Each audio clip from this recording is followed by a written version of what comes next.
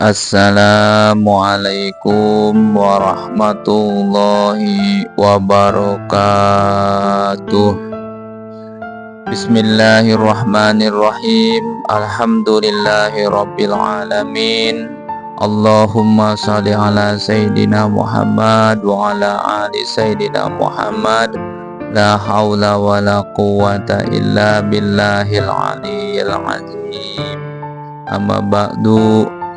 Alhamdulillah, kita bersyukur kepada Allah. Tiada henti-hentinya kita bersyukur kepada Allah, karena sampai dengan saat ini kita masih diberikan kemampuan, kekuatan oleh Allah untuk menjalankan ketaatan dan ibadah.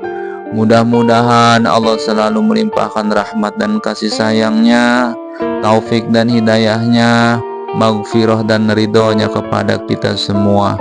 Salawat dan salam semoga selalu tercurah kepada junjungan kita Nabi besar Muhammad Sallallahu Alaihi Wasallam, kepada para keluarganya, sahabatnya, juriyahnya, pengikutnya. Mudah-mudahan kita semua yang hadir di sini adalah pengikutnya yang setia, yang senantiasa selalu menyampaikan salawat dan salam kepada beliau. Mudah-mudahan kita semua mendapatkan syafaatnya dan dikumpulkan bersama beliau di surganya Allah. Amin ya Allah ya Rabbal alamin. Hadirin para sahabat semuanya yang dimuliakan oleh Allah Subhanahu wa taala. Al-Fakir kembali lagi ingin mohon izin kepada seluruh para tuan guru, kepada semuanya, ingin menyampaikan ringkasan hikmah yang ke-8, yaitu tentang makrifat umum dan makrifat khusus beserta sebab-sebab untuk mendapatkan makrifat yang khusus. Di sini dijelaskan, apabila Allah membukakan bagi engkau satu pintu atau satu sisi atau satu jalan daripada makrifat, maka janganlah engkau heran besertanya. Itu sedikit dengan amal engkau, bahwasanya Allah tidak membukakan itu pintu makrifat bagi engkau, melainkan bahwa Allah ingin memperkenalkan kepada engkau. Apakah engkau tidak tahu bahwa memperkenalkan itu adalah Allah yang mendatangkan atas engkau? Sedangkan amal-amal ibadah itu engkau yang mempersembahkannya kepada Allah. Jadi manakah yang lebih mulia? Sesuatu yang engkau persembahkan kepada Allah dibandingkan sesuatu yang Allah datangkan atas engkau. Tentu lebih mulia yang Allah datangkan kepada engkau itu. Ada manusia-manusia atau orang-orang yang ingin makrifat kepada Allah, sehingga orang ini berusaha sedemikian rupa, bersusah payah agar bisa makrifat. Segala amal, ya, daya upaya, semuanya sudah dilakukan, ya, sudah dipersembahkan kepada Allah, untuk Allah, dengan harapan Allah bersedia berkenalan dengan dia. Jadi ada sebagian manusia, ya, yang ingin seperti itu, ya, diupayakan, diusahakan agar mendapatkan makrifat. Ada, ya. Dan ada juga sebagian manusia yang hanya punya sedikit amal, tetapi Allah yang ingin berkenalan kepada dia. Allah yang ingin mengenalkan dirinya kepada diri si hamba itu. Janganlah amal yang sedikit itu dianggap heran atau aneh, ya. Manakah kedua itu yang lebih mulia atau lebih afdol?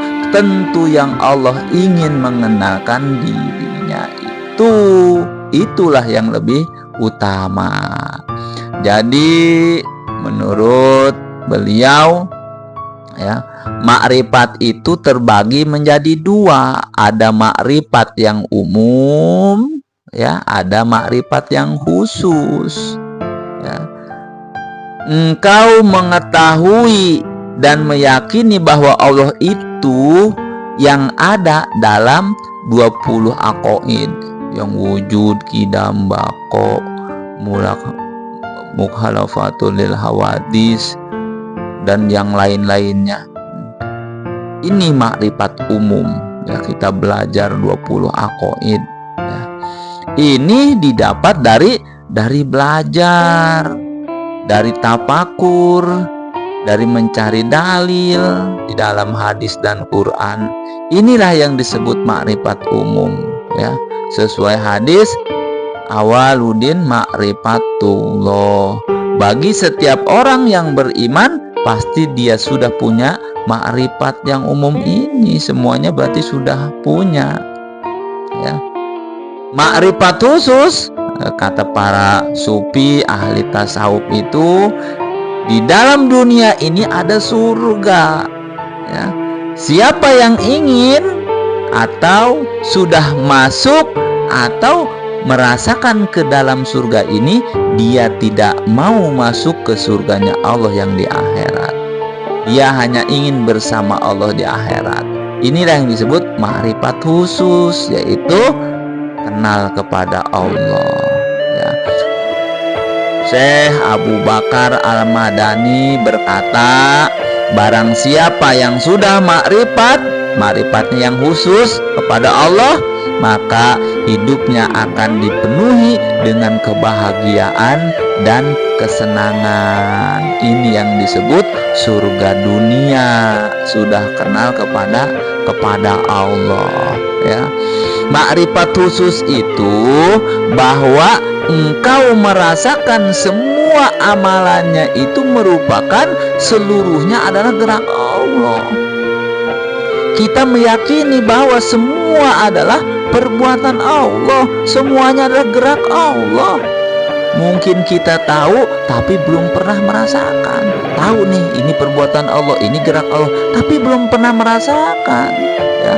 Orang yang makrifat khusus itu adalah orang yang sudah merasakannya. Orang yang mengetahui belum tentu merasakan, tapi orang yang sudah merasakan pasti mereka mengetahui, ya. Karena berbeda antara mengetahui dengan merasakan. Kita harus merasakan bahwa semua gerak itu digerakkan oleh Allah. Ketika sudah merasakan, maka hati orang ini tidak sempit, dia tidak mencela, baik yang dulu, yang sekarang, ataupun yang akan datang, ya. Anas bin Malik berkata, tidak pernah Rasul mencela selama 10 tahun terhadap para pembantunya. Mau berbuat apa kek, dia tidak pernah dicela, ya. Ini menunjukkan bahwa Rasul sudah paham dan merasakan makrifat khusus. Semua adalah gerak Allah, semua adalah perbuatan Allah yang terjadi pada kehidupan kita, kehidupan Rasulullah. Semuanya itu merupakan perbuatan Allah. Kalau sudah paham, dia tidak akan mencela, ya. Hadirin jamaah yang dirahmati Allah semuanya, ya. Kata beliau Al-Imam Ahmad Ibnu Athaillah, kita bisa mendapatkan makrifat khusus ini hanya dengan 2 cara, dengan 2 jalan, kata beliau. Yang pertama yaitu jalan hidayah dan inabah. Apa itu? Jalan hidayah dan inabah yaitu jalan yang panjang, lagi sulit. Bisa 10 tahun, 20 tahun, 30, 50 tahun, ya, 70 tahun baru kita bisa merasakan makrifat ini. Ini pun kalau kita mendapatkan hidayah tersebut, ya. Mendapatkannya dengan apa? Dengan belajar di pesantren, dengan latihan-latihan yang panjang bersama para tuan guru yang lama, baru bisa merasakan makrifat khusus ini, ya. Perjalanan panjang lagi sulit. Yang nomor 2, ya, jalan untuk mendapatkan makrifat khusus ini yaitu jalan ijtiba wal istifa. Apa itu? Yaitu jalan di mana Allah ingin menariknya kepada jalan makrifat khusus ini. Jadi Allah yang memaksa, Allah yang ingin mengenalkan dirinya kepada hamba tersebut. Misal orang tersebut sibuk akan duniawi, sering maksiat, dan lain-lain. Tetapi secara mendadak Allah mendapati rahmatnya untuk orang ini, dan dia diberi makrifat khusus oleh Allah, ya. Banyak ceritanya seperti Fudail, ya, Malik bin Dinar, seperti Mubarak, seperti Robiatul Adawiyah, dan wali-wali besar yang lainnya ditarik langsung oleh Allah untuk mendapatkan makrifat khusus, ya. Allah menarik orang-orang beruntung ini, ya, karena ada sebab-sebabnya, ya. Jadi beliau mengatakan ada beberapa sebab, ya, yang dengan sebab ini ada kesempatan Allah menarik orang tersebut secara mendadak untuk mendapatkan makrifat khusus ini, ya. Yang pertama yaitu sebabnya karena bisa jadi sebab ilmu. Dulunya pernah belajar ilmu agama di pesantren yang sudah lama, tapi terus jatuh, terus bermaksiat, dan melakukan perbuatan-perbuatan tercela dan lain-lain. Ini bisa ditarik langsung oleh Allah untuk mendapatkan makrifat khusus atas sebab ilmu. Yang kedua yaitu karena sebab pemurah, ya. Misal macam-macam maksiat dia lakukan, ya. Terus kehidupan duniawi, kesibukan, tetapi pada dasarnya dia ini pemurah, dia ini dermawan, ya. Menurut Islam, maka orang ini suatu saat ada harapan bisa ditarik oleh Allah untuk mendapatkan makrifat khusus ini, orang-orang pemurah ini, walaupun dulunya dia bergelimangan dengan kemaksiatan atau gemerlapan dunia, dia akan ditarik langsung oleh Allah atas sebab pemurah. Yang ketiga karena sebab adil. Misal pejabat yang adil, tetapi dia banyak bermaksiat, berbuat dosa, ya. Dia sering berbuat kejoliman, ya. Tetapi dia sering berbuat adil, ya. Dia tidak pilih kasih, ya. Maka orang ini juga ada harapan, ya, sesuai dengan sabda Rasul yang artinya maafkanlah orang-orang yang alim, yang pemurah, ya, pejabat yang adil, karena apabila mereka keluar jalur banyak bermaksiat, maka Allah lah yang langsung menariknya kembali ke jalan yang lurus, ya. Itu. Yang keempat, karena sebab bersahabat dengan orang-orang soleh, mendekati orang-orang soleh, dan mencari orang-orang soleh dimanapun mereka berada, bersilaturahim, bertemu, ya. Rasul bersabda yang artinya seseorang itu atas agamanya itu bersama orang yang dikasihinya, yang dicintainya. Ketika kita mencintai orang-orang yang soleh, itu akan menjadi sebab mendatangkan makrifat khusus itu. Yang kelima, atas sebab cinta atau dicintai oleh orang-orang soleh, dicintai oleh orang-orang soleh, ahli zikir, ahli sholawat, dan lain-lain. Ini sebabnya juga bisa ya. Yang keenam, sebabnya karena sering bersolawat kepada Nabi. Orang ini juga ada harapan akan ditarik untuk mendapatkan makrifat khusus apabila dia sering bersolawat kepada Nabi, tidak ada muatan-muatan, hanya benar-benar bersolawat khusus kepada Nabi. Yang banyak, yang istiqomah, ada harapan ya. Pantaskan diri kita untuk mendapatkan makrifat, akan ditarik oleh Allah.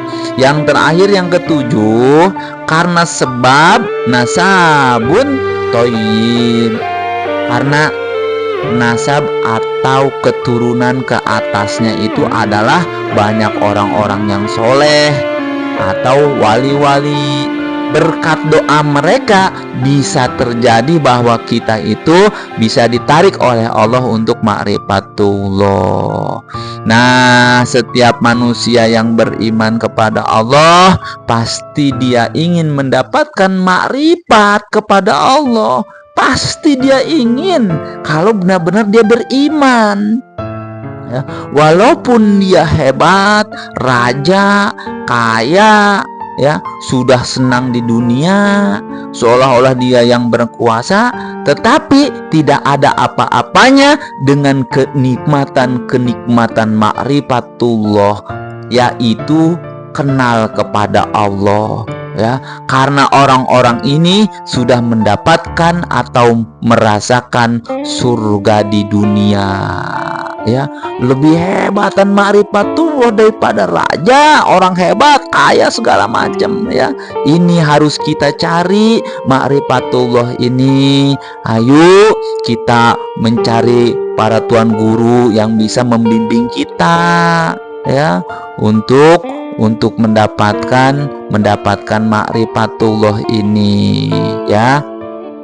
Jadi itu yang bisa disampaikan atau dijelaskan di ringkasan hikmah yang ke-8. Wallahu a'lam bishawab. Alhamdulillah ya, kita sudah sampai kepada ringkasan hikmah yang ke-8. Mudah-mudahan apa yang disampaikan Al-Fakir ini bermanfaat kepada semuanya, khusus kepada kami seluruh keluarga besar santri Kholwat Al-Hanjati, khususnya kepada diri kami dan kepada semuanya. Mungkin itu yang bisa disampaikan, kurang lebihnya Al-Fakir mohon maaf lahir dan batin. Billahi taufiq wal hidayah. Wassalamualaikum warahmatullahi wabarakatuh.